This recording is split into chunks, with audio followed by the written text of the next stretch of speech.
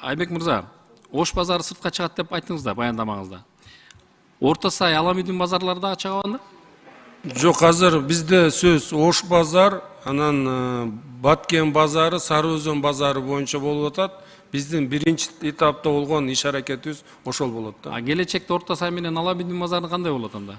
Ал боюнча биз маселе көтөргөн эмеспиз, бирок караганга даярбыз. Жок, эми алар дагы шаардын ичинде турат да. Алар дагы тыгын жаратып атат. Эртең атаандашуу болбойбу?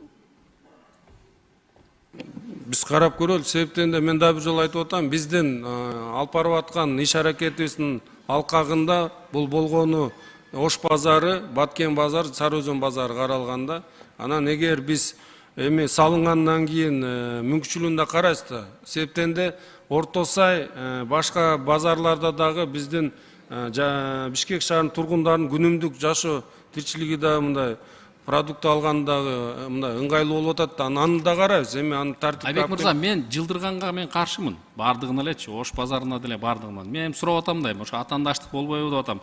Биз жылдырып атат, дегилер эмне үчүн жылбайт деген.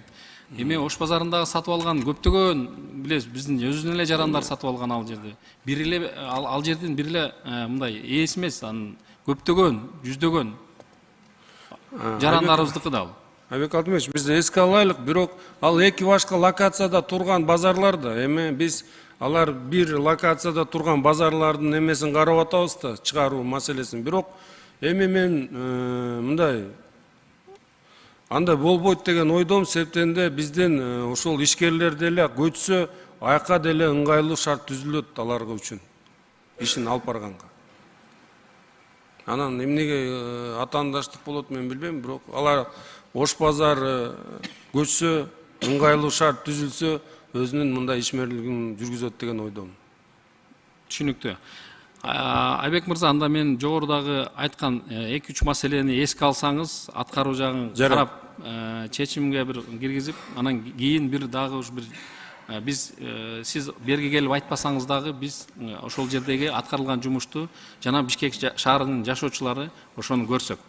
Сиздердин ишиңиздерге ийгилик каалайм. Рахмат. Рахмат. Урматтуу депутаттар, сунуштарыңыздар болсун.